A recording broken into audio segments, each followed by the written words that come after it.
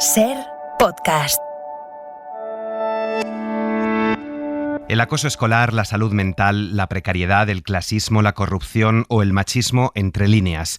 El thriller rural y la distopía atajan todos estos males. Son un refugio cultural en este comienzo de temporada. Gracias por acompañarnos. En la cadena SER, La Hora Extra, con Dani de la Fuente. Lo advertía Fue el Fandango la semana pasada. Ya decíamos que iba a pasar algo así y después vino y pasó y empezó la gente como a irse de las ciudades, ¿no? De repente a irse a vivir a la sierra. Ahora ya están todos los pueblos petados de gente, ¿no? Porque pensamos que nos hemos desconectado mucho de la naturaleza y hemos perdido muchas facultades. Lo rural ha sido un refugio durante la pandemia. Anhelamos una supuesta vida más pausada, ser dueños de nuestro tiempo, reconectar con la naturaleza, y la ficción también se posa sobre lo rural en este inicio de temporada. Pero ya lo decía mi abuela, pueblo pequeño, infierno grande. Bienvenidos, bienvenidas a La Hora Extra. La señora Bovary no esconde sus deseos por la sencilla razón de que no puede. Nadie puede esconder sus deseos por mucho tiempo, ¿no? Se acaba sabiendo. Hombre, hay gente que quiere ser perfecta para que le digan lo lista y lo maravillosa que es, pero hay quien se deja llevar y al menos pues disfruta la vida un ratito. Todos intentamos ocultar lo que queremos, pero nadie lo consigue.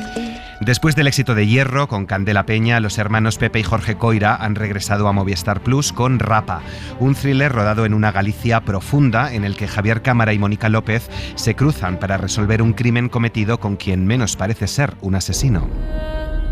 Si quitas a los delincuentes comunes, a las bandas, a los profesionales, la mayoría de los asesinatos los comete gente normal. En noviembre se estrena Asbestas, el thriller de Rodrigo Sorogoyen, que ha debutado en Cannes y en los cines franceses, una de las 3 películas españolas preseleccionadas para mandar a los Oscar, un thriller rural en Galicia. Estuve viajando por muchos sitios, haciendo el tonto. Una noche iba tan borracho que tuve que parar. Me tumbé y vi el cielo lleno de estrellas. Cuando me desperté, estaba aquí, en este valle. Y me pasé toda mi vida pensando en esto y me decía, cuando sea un viejo estaré aquí. Y seré libre. Ojalá te hubieras despertado en otra aldea.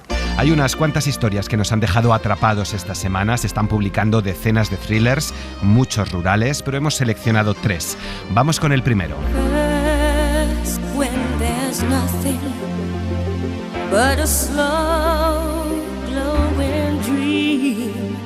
Susana Fortes, bienvenida a La Hora Extra, a la cadena SER.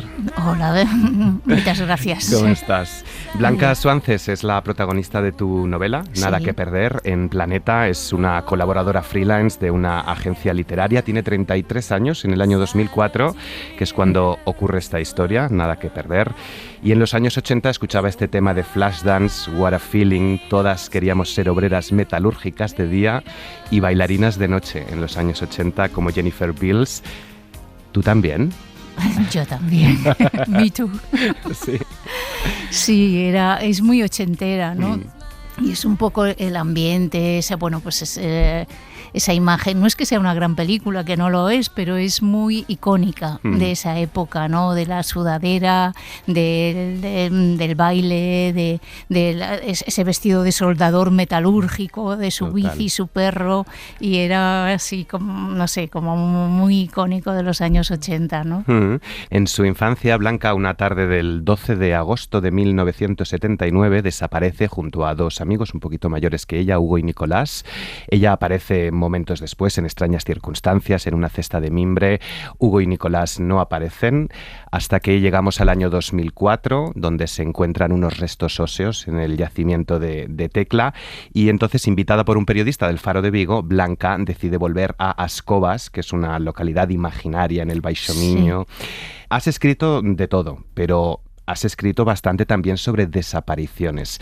Dices en la novela, el dolor encoge a las personas. A ti no te vemos encogida, pero ¿qué te aporta el thriller, este género que tienen las desapariciones, que te fascinan? A ver, a mí me gusta la intriga, pero creo que la intriga no es propia solo del thriller, sino que la intriga es esencial a cualquier historia, a cualquier novela. Es decir, una novela, aunque sea de ciencia ficción, aunque sea una novela histórica, si no hay intriga, no hay novela.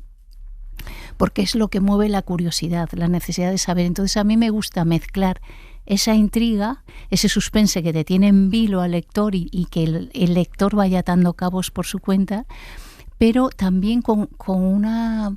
no sé cómo, con el amor a los personajes, porque eso es lo que te hace, digamos, eso es lo que crea la emoción que a mí como lectora, que yo antes que escritora soy lectora, eso es lo que más me emociona, me conmueve, me mueve a leer, ¿no? Y cuando escribo intento conseguir eso, ¿no? O sea que no solo la intriga por la intriga, sino también esa empatía con los personajes, ¿no? Y esto es lo que he intentado, ¿no? Y aporta, o sea, el capítulo corto, el suspense, o sea, el estilo directo, porque al fin y al cabo no es una investigación policial, sino periodística. Aquí es un periodista de calle, de local, periodismo de investigación, ¿no? Un tema que 25 años después se reabre, ¿no? Y entonces pues tiene unas características diferentes de, digamos, el thriller o el clásico o el tópico del tema, ¿no? Varias cuestiones que me surgen a propósito de lo que has dicho. La primera de ellas, no sé si escribirlo en primera persona consigue que empaticemos mejor con Blanca y con lo que ve, y también es una forma de atrapar mejor a los lectores, porque no todos los thrillers están escritos en primera persona. Casi ninguno. Casi ninguno, de hecho, sí. Sí, porque resulta, yo creo que cada novela y cada historia te pide una voz narrativa diferente, ¿no? Y a mí esto me pedía una voz narrativa de primera persona, y entonces es Blanca la que cuenta, porque su trauma, o sea, ella, que es una treintañera, como decías, ha vivido, aunque es una mujer cosmopolita, viajada, vive en Copenhague y tal, pues durante toda su vida ha tratado de acallar la voz de esa niña de 8 años que sobrevivió a lo que fuera, ¿no? A lo que fuera que pasó en el 79, ¿no? Y entonces eso de alguna forma le ha pasado factura, ¿no? Entonces esa voz narrativa de primera persona permite una llegada más directa al lector y permite también un tono más cálido que el que tiene el thriller habitual, que el thriller nórdico, que a mí también me gusta mucho, pero tiene una distancia, marca una distancia porque todo lo centra en los aspectos técnicos de la intriga, ¿no? Y a mí me interesaba mucho el aspecto emocional, porque aquí estamos hablando de, pues ella nos está contando sus vivencias y la memoria, que siempre es un territorio de riesgo, de mucho riesgo, es también donde ella se la juega. Enseguida voy a la memoria, pero antes, como mencionabas que es una investigación periodística, quería preguntarte cómo ves el periodismo local, qué importancia tiene el periodismo local y personas como Luis Lobo, ¿no?, que se dedican a pararse en una esquina a escuchar el viento, ¿no? Escuchar el viento. Es que también fue una elección por afinidades selectivas y por vocación y tal. O sea, yo toda mi vida he vivido rodeada de periodistas, para bien o para mal, en mi familia, mis amores, mis amigos, y entonces es un mundo que manejo mejor, ¿no? Y el periodismo de investigación, bueno, todas las películas, todos los temas de periodismo de investigación me apasionan, ¿no? Y existe mucho eso de temas aparentemente aparcados que no sabes si van o no a alguna parte, y que de repente hay alguien que por una obsesión, que es al final lo que nos mueve, se embarca en una historia, en una investigación que no sabe muy bien a dónde lo va a llevar, ¿no? Que es un poco lo que hice yo, porque cuando empecé esta novela yo no tenía una idea previa, yo no trabajo con un esquema previo ni nada, sino una serie de imágenes me empezaron a obsesionar. No sé, un Land Rover subiendo por una pista forestal, un hombre con mono de faena mirando por la ventanilla, la lluvia en el cobertizo, y de repente todas esas imágenes empezaron a fraguar, y a partir de ahí la novela fue creciendo, pero yo no tenía un plan, digamos, no tenía ni plan A ni plan B, tenía simplemente unas imágenes. Es que mucha gente se cree que, bueno, y depende del novelista, porque hay novelistas que sí trabajan con un esquema muy previo, ¿no? Pero yo no es mi manera de trabajar, es muy intuitiva, ¿no? Y entonces empieza con imágenes. Es también muy cinematográfica por mi formación y tal. Y entonces, bueno, pues esas imágenes se convirtieron en una obsesión y de ahí pues sale esta novela que no sabía muy bien a dónde me iba a llevar, ¿no? Sobre la memoria, 2 preguntas, porque he leído en alguna entrevista tuya que la nostalgia no te gusta mucho porque es un género un poco azucarado y que a ti el exceso de azúcar no te gusta, pero aquí hay mucha nostalgia porque, claro, es un regreso al pueblo, es un regreso a la infancia, a ver familiares que hacía años que no veías, esa casa con esas cajas, todos esos recuerdos. Al fin y al cabo, hay mucho de memoria y de nostalgia, ¿no? Sin edulcorantes. Sí, es que la memoria, te decía que es un territorio de riesgo. Mira, yo me acuerdo que también está relacionado con el origen de esta novela, una entrevista que leí al neurólogo Oliver Sacks y hablaba de la memoria. Y entonces yo tan pronto la leí, la recorté, porque yo sabía que ahí había algo esencial, absolutamente esencial, aunque no sabía lo que era y realmente no lo descubrí hasta que acabé la novela. Y es algo que tiene que ver con cómo recordamos. Esa cosa que, ¿cómo te explicaría? A ver, es como cuando hay cosas que sabes y que no sabes que sabes. Esas frases que oyes de pequeño y se te quedan en la recámara. Y luego, al cabo de los años, no sabes por qué, en un momento determinado, haces chacs. Cobran sentido. Es como si cayeras del guindo y te viene esa frase con toda su nitidez. Eso es una de las cosas también, ¿no?, que se dice en la novela. Otra dice que hay mucha gente que olvida lo que le conviene y hay otros que recuerdan con todo detalle cosas que jamás han sucedido, ¿no? La memoria, el olvido, la verdad y la posverdad. El thriller también es un género, por lo que he leído, que no es mucho, pero me he dado cuenta que también es un género en el que se pueden señalar con el dedo algunos asuntos sociales, ¿no? Aquí está el tema de la memoria y de lo que es realidad o ficción. También está la familia, efectivamente. Es que, sí, perdona. No, dime. No, que son universos muy cerrados, tanto la familia como el pueblo pequeño, donde todos se conocen, donde todo el mundo sabe quién es quién, donde los trapos sucios se lavan en casa. Eso es. Entonces eso es un terreno fantástico para el thriller. Claro. Porque ahí ves que no sabes quién es el culpable, pero todos son sospechosos y entonces hay unos hilos de conexión entre unos y otros porque, pues eso, está Galicia, está el pasado, está la guerra civil, están los fantasmas familiares, el narcotráfico, son muchos elementos, ¿no?, que muy trabados. Sobre Galicia, pocos jóvenes regresan a Galicia, la mayoría son emigrantes jubilados, se dice. No sé cómo ves la comunidad y la juventud hoy. Sí, bueno, hay elementos, partes en las que se está revitalizando mucho y también hay una vuelta, pues por todas estas cosas, la pandemia, hay cierta vuelta de gente joven, pero el rural está muy, muy, muy abandonado, ¿no? Y esto es así, ¿no? Y algunos pueblos de tu comarca y de la mía, Cotobade, pues vemos que la población disminuye y queda gente muy mayor. A mí me da mucha pena porque yo pasaba ahí los veranos, unos veranos comanches, unos veranos increíbles, libres, total, en los montes, ¿no? A monte, la cabra siempre tira al monte y bueno, da pena esa despoblación, esa España vacía, ¿no?, de la que hablaba Sergio del Molino. Sí, y es verdad que en los pueblos son, como dices, ¿no?, gente más cerrada, por lo menos ante a lo mejor el foráneo y luego entre ellos, porque claro, guardan rencillas históricas, a lo mejor peleando por una linde, ¿no? Sí. O está, como has dicho, y sale en la novela, los traumas de la guerra civil, los traumas que dejó el narcotráfico en los años 80, 90, también en el 2000, asuntos muy propios del thriller y del thriller gallego en particular. Sí, ¿no? sí. A mí me gustaba muchísimo que fue tremendo las novelas de Domingo Villar, ¿no? Porque además los personajes los trabajaba muy bien y tal, y aunque es muy distinta a mi novela y tal, participa, yo creo, por el paisaje, por Vigo, por ese universo de Galicia y tal, esos elementos en común, ¿no? Hay mucha psicología gallega, que es esa ambigüedad, ese no decir las cosas del todo, que por una parte tiene encanto porque es el misterio, porque ser muy explícito es ahogar toda curiosidad. Sin embargo, las medias palabras y tal, a mí me da mucho juego. Por otra parte, también tiene su lado malo, ¿no? Pero así es la vida. Otra cosa de la característica de aquella zona es que los habitantes hablan gallego.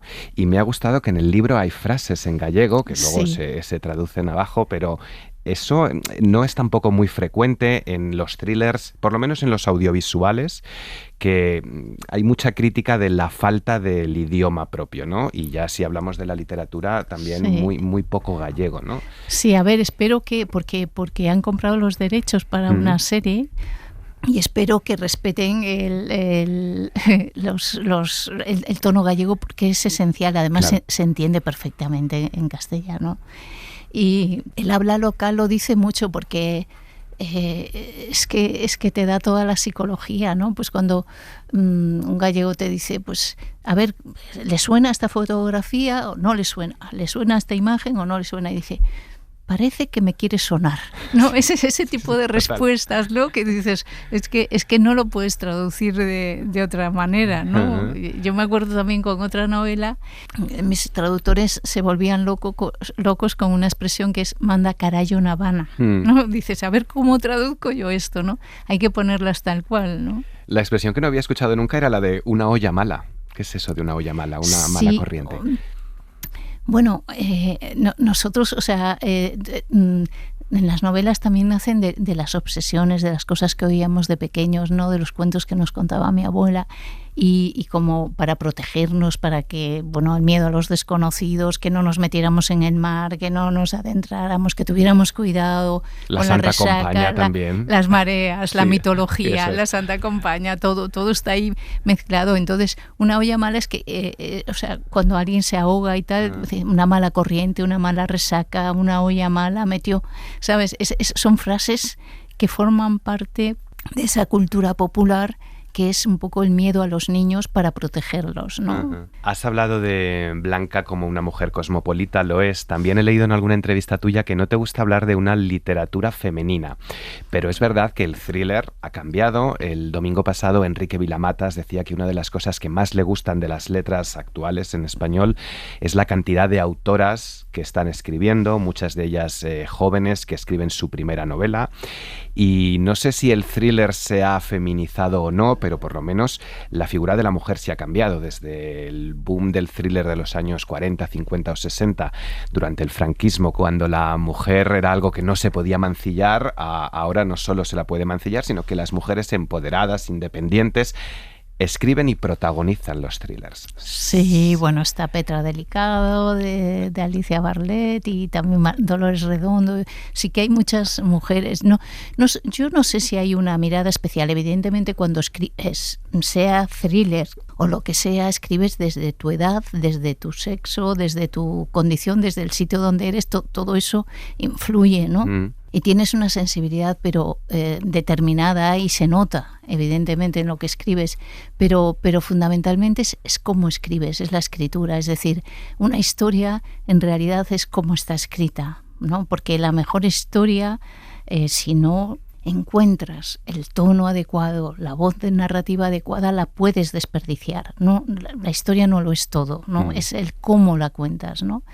Y yo creo que sí, que hay muchísimas mujeres ahora muy interesantes en este panorama, no solo en el thriller, sino en la literatura. Menciona a Borges, menciona a Rosalía de Castro, luego tenemos a Lois Lobo leyendo clásicos del periodismo y ensayos, también novelitas del oeste. Ah, sí, me interesaba mucho defender las novelas del oeste, sí. Ese homenaje a la literatura de kiosco también, porque no tanto intelectual y tal. A mí me parece muy necesaria esa defensa de los libros, de los clásicos juveniles, el Far West, todo eso. Total. ¿Y qué lee Susana Fortes? No sé si ¿Os leéis o lees a tus compañeras que escriben thrillers o necesitas desconectar y lees otro tipo de...? Bueno, cuando estoy escribiendo thriller, no leo thriller por no contaminarme, ¿no? Pero sí que leo muchísimo. Yo leo muchísimo. Mira, pues yo qué sé, te digo lo último, pues me gustó muchísimo el de Milena Busquets, Las palabras justas, que es un libro muy inclasificable y un libro que te pone muy buen humor. Rosa Montero me gustó muchísimo el último. Me leí el último de Salman Rushdie porque no había leído nada de él, y cuando me enteré del atentado dije, o sea, aquí la mejor forma de defenderse del fanatismo es leyendo, y me leí su biografía, que es Joseph Anton, y me pareció aterradora, como un libro de Stephen King. De verdad, es tremenda. Sí, sí. La vida es estar marchando siempre a algún sitio. ¿A dónde marcha Susana Fortes ahora? ¿A dónde me escapo? ¿A dónde puedo? Mira, mi sueño ideal, así cuando ya acabo una temporada y tengo unos meses de relax, es coger un mapa, hacer así con el dedo, pumba, y decir, me alquilo aquí, donde sea, en Bath, en Lyon, una casa un mes y desaparecer, pero un pueblo pequeño de donde sea. No en Galicia. Bueno, en Galicia también. Lo que pasa es que en Galicia están mis vínculos familiares, mis padres. Voy mucho. O sea, estoy siempre con un pie en Valencia y con otro en Galicia. Pero a veces necesito desaparecer del mapa, lo que se dice, desaparecer del mapa. Y entonces me gusta hacer mucho eso de a la aventura, ¿no? Pues ha sido un placer charlar de todos estos temas en Nada que Perder, en Planeta. Susana Fortes, te despido con Bob Dylan o con Silvio Rodríguez. Con Bob Dylan. Con Bob Dylan, ¿no? Aparece mucho en el libro y sé que también es uno de tus favoritos. ¿Alguna canción en particular? Pues mira, me gusta mucho The Girl from North Country. Pues con esa nos despedimos. Muchísimas graciñas y sentidiño. Sentidiño siempre, mucho sentidiño. Un beso. Un beso, chao. If you're traveling to the North Country Fair. Seguimos en Galicia. Ángela Banzas, bienvenida a La Hora Extra. Gracias por contar conmigo hoy. Encantados de saludarte. Tú eres licenciada en Ciencias Políticas y de la Administración. Tu carrera ha estado siempre ligada a esta formación y de repente eres madre, aprovechas el parón para escribir, que siempre lo has hecho. Publicas El silencio de las olas, tuviste mucho éxito y ahora vas a por la segunda novela en solo un año, La conjura de la niebla, también en la editorial Suma. Ángela, ¿de dónde viene tu pasión por la escritura y por qué te ha dado por el thriller? ¿Qué te aporta este género? Pues este género me aporta sobre todo, a mí me entretiene muchísimo como lectora, sobre todo en estos tiempos en los que hay que competir, ¿no? De alguna forma, entre comillas, con tanto contenido audiovisual, tantas plataformas como hay. Entonces creo que es una buena forma de seguir manteniendo el músculo de la lectura. Y en este caso también ya de la escritura. No sé cuáles son las razones, tú dirías, de que haya tantas mujeres escribiendo thrillers y protagonizados por mujeres, muchos de ellos en Galicia, por cierto. Bueno, yo creo que ahí se aunan distintos factores. Por un lado, bueno, el que escriban tantas mujeres, yo creo que siempre han escrito mujeres. Ahora a lo mejor se publican más. Si las mujeres son más lectoras que los hombres, ¿no? Tengo entendido. Sí. Tiene sentido que las mujeres también escriban más. Entonces ahora yo creo que tiene más visibilidad y al igual que pasa en otros campos, se publican muchas más novelas de mujeres o firmados por mujeres. La conjura de la niebla nos cuenta la desaparición de un adolescente en Illa de Cruces, en la Ría de Arousa, una desaparición que de alguna manera está conectada con otra, con la desaparición de la tía de la protagonista. La protagonista es Elena Casais, una jueza que se hace cargo del caso. Elena, criada por mujeres, me ha recordado un poco, corrígeme si estoy equivocado, a Candela Peña en Hierro, ¿no? Haciendo más de policía que de juez, puedo leer en tu novela, y además enfrentándose al machismo, sobre todo, ¿no? Al abuso de poder contra las mujeres. Pues mira, sí, podría establecerse ahí cierto paralelismo con Candela Peña. Me gusta, ¿no?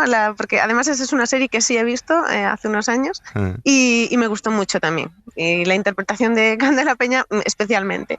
Y efectivamente, o sea, en este caso la protagonista es una jueza y claro, ese mundo pues es un mundo más conservador y por lo tanto pues todavía determinados movimientos sociales que ya hay para impulsar la figura y la voz de las mujeres, pues todavía a lo mejor en ese campo pues no es tan notorio, ¿no? Entonces, bueno, en este caso yo quería una jueza con mucho carácter y demostrar un poco, darle un poco visibilidad a lo mucho también que tienen que trabajar. Y en este caso también cuando está trabajando ella, instruyendo los casos, cómo tiene también que enfrentarse a lo que está apareciendo dentro de esos casos, ¿no? Que tendría que ver con este abuso de poder. El thriller señala con el dedo muchos problemas sociales. Está el machismo, ¿no? Y eso de que se les exija más a las mujeres, eso queda claro en la novela. Pero hay otros muchos abusos de poder. Está el bullying que sufrió Melissa por no poder lo que tenía el resto de compañeros de la escuela. Gente adinerada que se ha enriquecido con malas prácticas ilegalmente. Está la precariedad, la drogadicción, el clasismo, la Iglesia católica, corrupción. ¿Son los grandes males de nuestros tiempos? Yo creo que sí, sobre todo teniendo en cuenta que en esta novela pues se están cogiendo pues una referencia de 30 años, ¿no? Afortunadamente en estos 30 años hemos avanzado, hemos ido dando pasos, pero todavía quedan muchos que dar. Pero sí, como teniendo en cuenta además que son esos 30 años, pues claro, finales de los 80, principios de los 90, todo el mundo piensa pues en lo que pasaba sobre todo en esta zona, ¿no? Estamos hablando de la Ría de Arousa, Rías Baixas, y se te viene a la cabeza pues mil cosas. La operación Écora, efectivamente pues la gente que pues con malas prácticas se ha enriquecido, y sí el bullying que desgraciadamente es algo que a mí también, que soy madre, me preocupa mucho.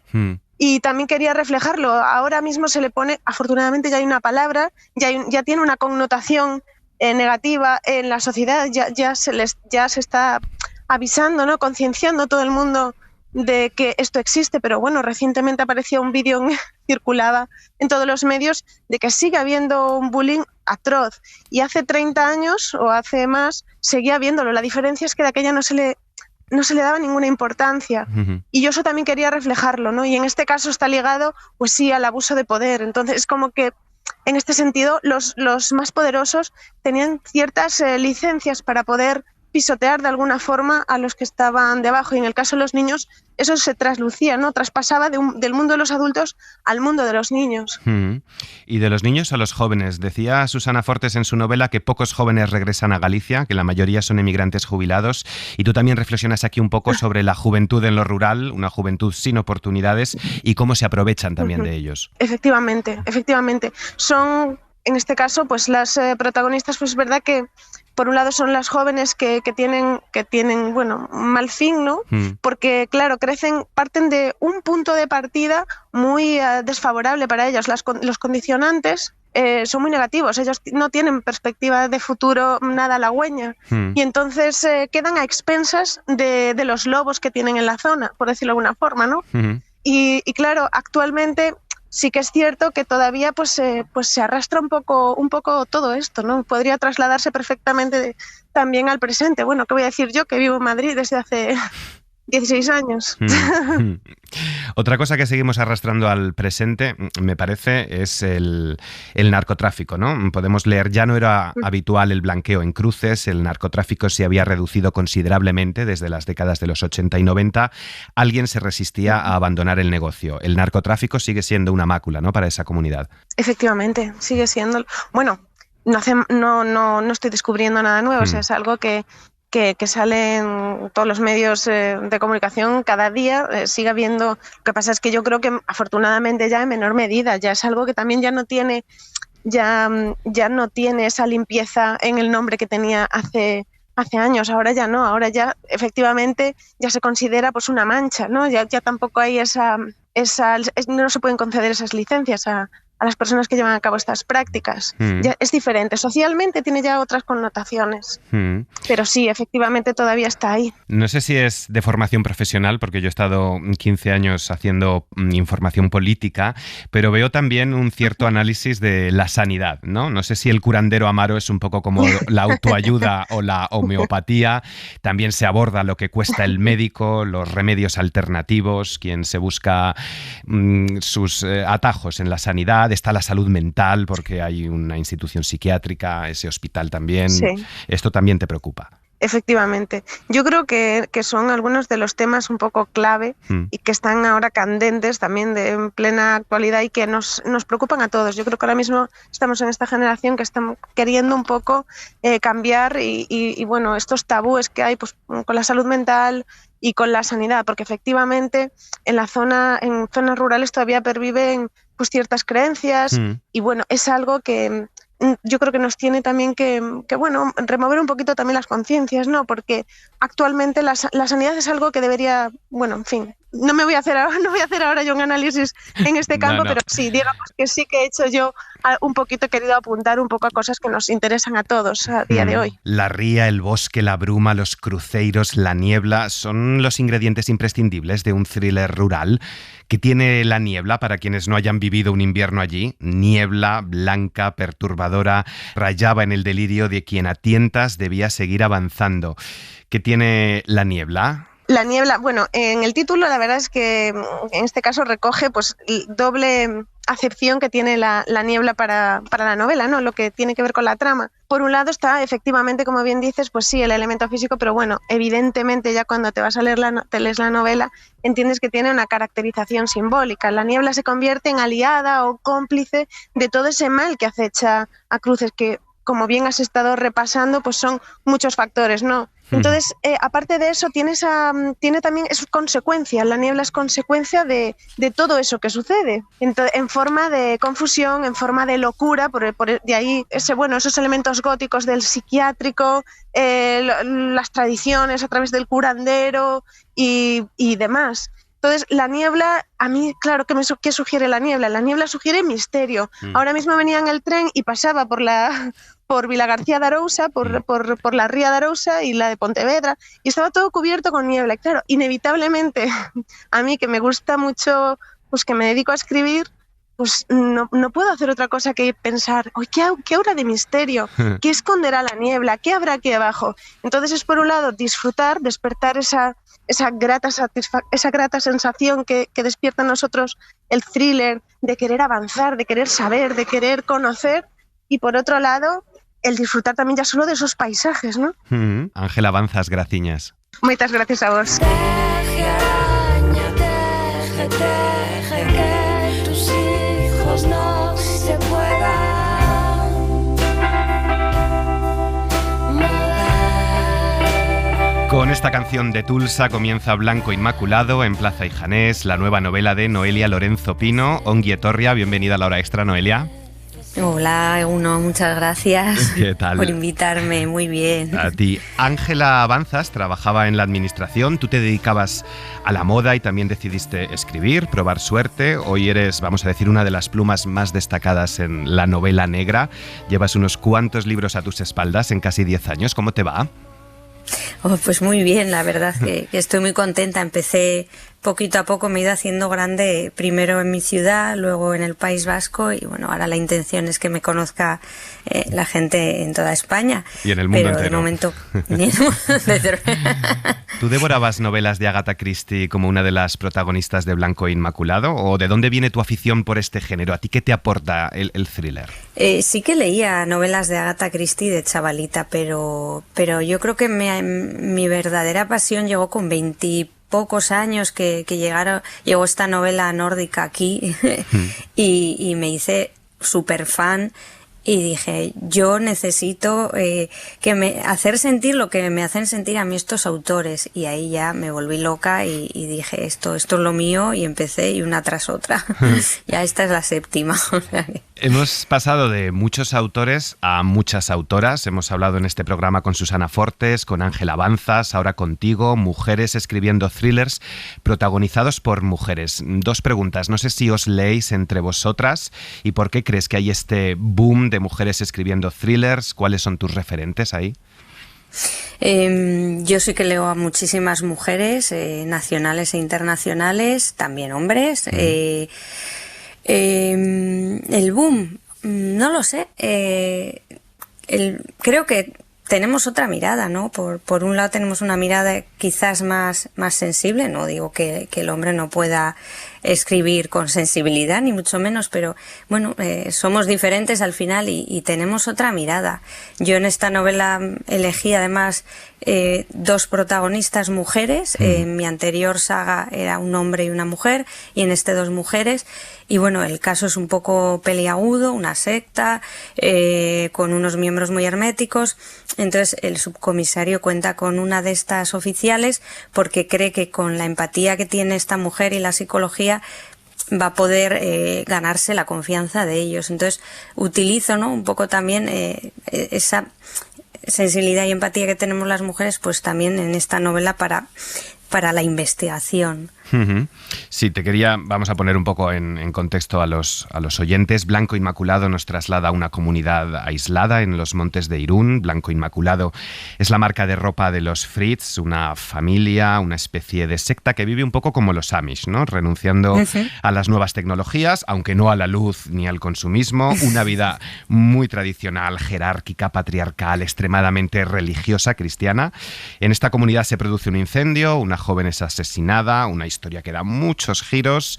Mencionaba Susana Fortes, Alicia Jiménez Bartlet y su Petra Delicado. Alicia nos presentaba la temporada pasada, la presidenta, una nueva novela protagonizada también por 2 inspectoras. Tus protagonistas, lo decías, son también 2 mujeres, la oficial de la Ertzaintza Lourdes de las Heras y la patrullera Madi Blasco, 2 chicas jóvenes que se enfrentan, como las de Bartlet, al machismo, a la lucha de egos, a la jerarquía. ¿En esto coincidís? Ajá, sí, ya había oído hablar de la novela y sabía que creo que son 2 hermanas, además, las protagonistas.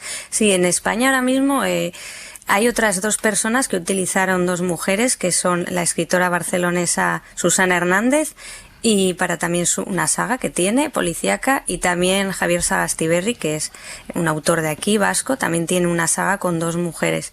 Y yo creo que Alicia y de momento yo, bueno, habrá más igual que desconozco, pero bueno, generalmente no es lo clásico.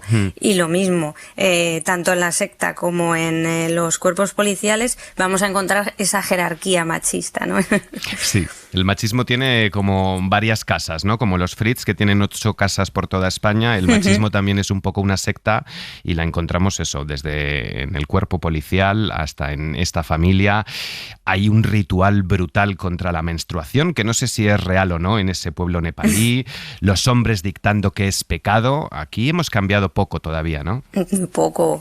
Lo de Nepal es cierto, sí. Lo saqué de internet buscando, ¿no? Porque al final es que a nosotras mismas igual tenemos la regla, estés en una casa y te da como vergüenza ir a la basura y tirar pues la compresa, el tampón, parece que lleváramos un explosivo en la mano, es que sigue siendo como un poco un tabú tener la regla. Y en la novela pues eso, retrato eso, ¿no? Que cuando tienen la regla pues tienen que mantenerse en silencio hasta que pasa. Entonces indagué un poco y vi que en muchas culturas es así, es casi como pecaminoso, ¿no? Sangrar. Y sí, tienen que cambiar muchas cosas en cuanto al machismo y a todo, porque seguimos regular mal. El otro día mismamente era noticia aquí en el País Vasco que una mujer había alcanzado el puesto de, no sé si de subcomisaria o de comisaria en el grupo de antidisturbios de la Ertzaintza, y dices, qué pena que todavía sea noticia, ¿verdad? Claro. Es triste, tristísimo. Has mencionado Internet. Catriona Ward, otra reina del terror, nos metió también en una secta en su última novela que nos presentaba hace un par de meses.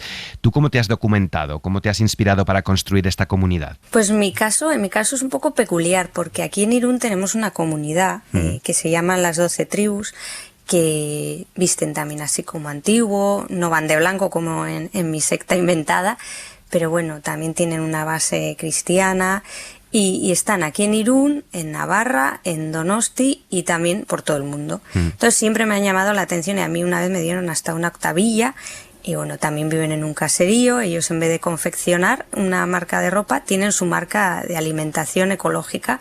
Entonces yo miraba el caserío y yo decía, yo como siempre estoy tejiendo historias negras, yo decía, ¿qué pasaría si de repente el caserío se incendia, llegan los bomberos y se encuentran un cadáver de una chica de la secta amordazado? Entonces dije, yo creo que ya tengo una historia, y llamé a mi ertzaina de cabecera, que es el que me pasa todos los procedimientos policiales, y me dijo, mira, pues en tu caso iríamos al caserío, nos llevaríamos a todos los miembros, los aislaríamos para que no se contaminaran los testimonios e iríamos hablando con ellos uno a uno. Y dije, me parece maravilloso, me parece que ya tengo una historia, porque puedo hablar del hermetismo, de las jerarquías, de las costumbres de ellos, y así. No me documenté mucho más porque quería que mi secta fuera totalmente ficticia. A pesar de ser ficción y de ser un thriller, si algo caracteriza a los thrillers, lo estamos viendo, es que ponen el dedo sobre determinados asuntos sociales, ¿no? Aquí en tu novela se aborda el tema de la religión, claro, también la familia, el temer por ella o temer a la familia. En todas las familias hay una oveja negra, se dice. Está la explotación laboral, igual que en la novela de Ángelas, la libertad o la salud mental, ¿no? Son los grandes problemas de nuestro tiempo, estos que recogéis todas vosotras. Sí, entre otros. No son pocos, ¿eh? No son pocos, no. Sí, también hablo de eso porque la protagonista tiene muchas limitaciones por culpa de una enfermedad sin diagnóstico. Entonces está de baja cuando ocurre este asesinato y el subcomisario insiste en que se meta en el caso y ella va pues con sus dolores, ¿no? Y quería, ¿no?, retratar lo duro que es vivir en esta sociedad más individualista con limitaciones y bueno, eso por un lado. Por otro lado, pues eso, hablar de los prejuicios que están dentro de la secta pero fuera los tenemos, de todo, los celos, ansia de poder, machismo, como bien hemos dicho, hay muchísimo. Noelia Lorenzo Pino, te despido. Dichoso aquel a quien se le perdonan sus transgresiones, a quien se le borran sus pecados. Es que ricasco, mucha suerte, mucho éxito. Suri, muchísimas gracias, un abrazo. Tú por mí, yo por ti, iremos juntas donde haya que ir. En este programa hemos hablado de las abandonadoras, madres que abandonan a sus hijos, pero no de las madres que matan a sus hijos. Es la historia que nos trae la estadounidense Emily Ruskovich en Idaho, su primera novela editada por Random House. Es otro thriller rural de una joven escritora sobre una familia aislada en las montañas de Idaho. Ha hablado con Emily Ruskovich Pepa Blanes. La literatura está plagada de grandes sucesos, de asesinos y asesinatos, de búsqueda de culpables y de tensión e intriga. ¿Quién es capaz de hacer daño a una niña?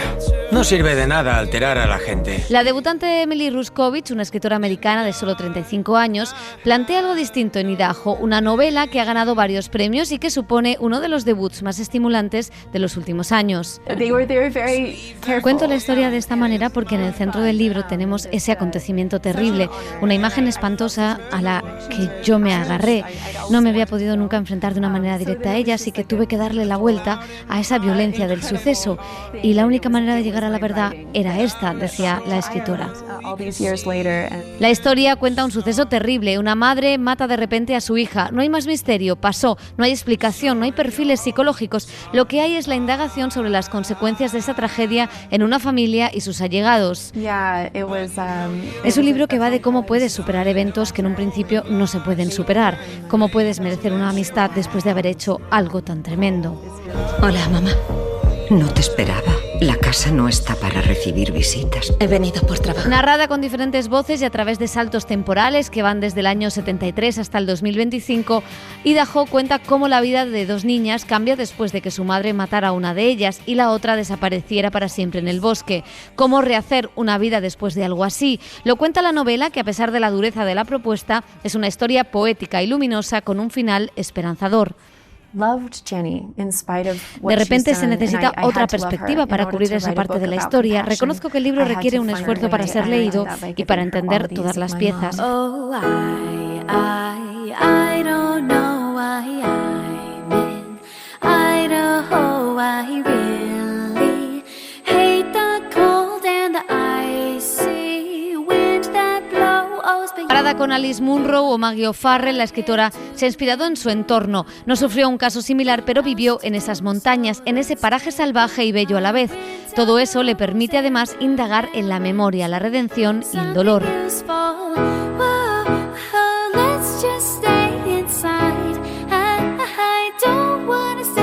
Junto al thriller rural, la distopía está siendo otro refugio en esta realidad extenuante.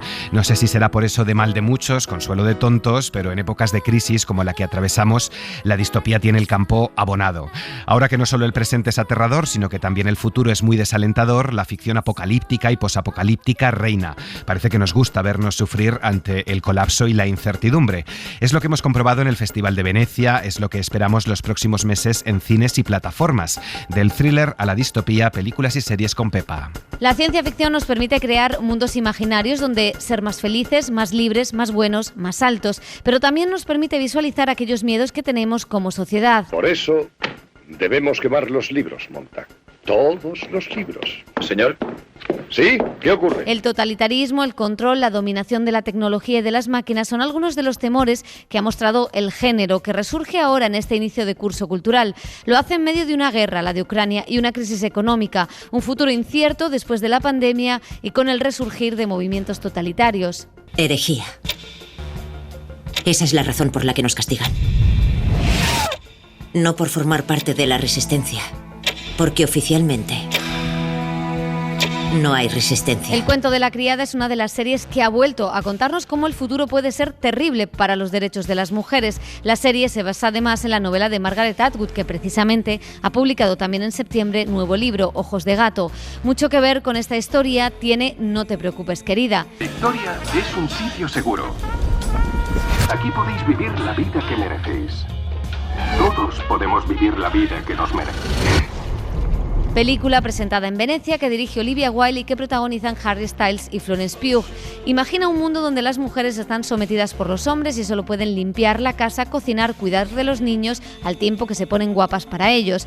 Más que una distopía, decía la directora, es una película de la historia reciente. We thought a lot about the generations of women that came before ours, but unfortunately also the generation of women that we are in. Habla mucho de las mujeres de esa generación, pero también de las de ahora, sobre todo en términos de autonomía del propio cuerpo, explicaba la directora en Venecia. Otra película presentada aquí con toques de ciencia ficción ha sido White Noise. They don't look scared in the Crown Victoria. Yeah, they're laughing. These guys aren't laughing. Adaptación de la novela de 1985 de Don DeLillo sobre un matrimonio que empieza a desmoronarse al tener miedo a la muerte y ella acaba sometida a un experimento para superarla. I think the movie is sort of very much about how we create these rituals and these strategies to try. Es una película sobre cómo creamos rituales y estrategias para evitar la muerte, decía el director Noah Baumbach aquí en el festival. No serán los únicos títulos, dentro de nada se estrena Apagón. ¿Es urgente? Hombre, pues tú dirás, estamos desbordados. No se atenderá a mayores de 70 años. Un momento, ¿solo hay esto? Yo puedo trabajar sin luz, sin personal, pero no sin medicamentos. Es la serie de Movistar Plus que varios directores, Sorogoyen, Raúl Arévalo, Alberto Rodríguez, Isa Campo y Isaki La Cuesta han dirigido.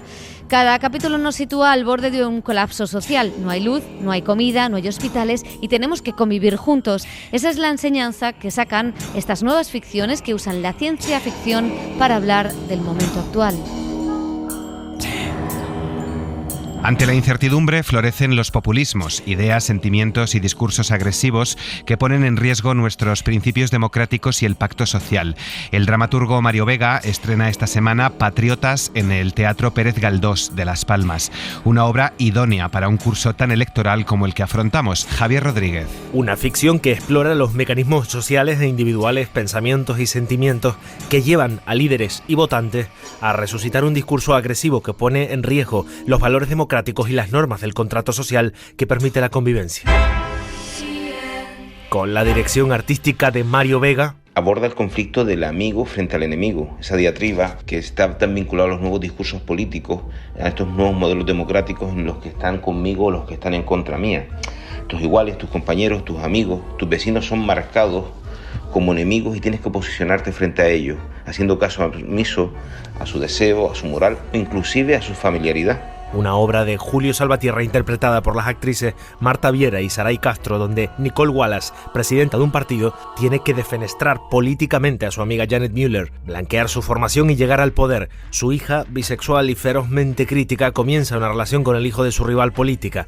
En pleno año electoral, el Partido Nacional llegará a lo más alto, pero justo al borde de un inmenso precipicio. Las dos actrices, Marta Viera y Saray Castro, entran en muchísimos personajes en escenas de alrededor de 3 minutos que nos permiten sintetizar microconflictos reales en cada escena, generando un reto de interpretación que nos permite crecer y mostrar esa visión del personaje, los roles femeninos. Una visión femenina de los ejercicios del poder donde las actrices adquieren los mismos roles y los mismos defectos que los hombres a la hora de ejercer esas estructuras de poder. El Teatro Pérez Galdós acoge y coproduce con Una hora menos Patriotas, un espejo de lo que está sucediendo en la Europa contemporánea con la misma filosofía, innovación e investigación escénica en el proceso artístico de creación teatral. Estreno absoluto el 15 de septiembre hasta el 17 en Las Palmas de Gran Canaria. La hora extra. Muchas gracias por acompañarnos. María Jesús Rodríguez es nuestra directora técnica. Que tengan buena semana.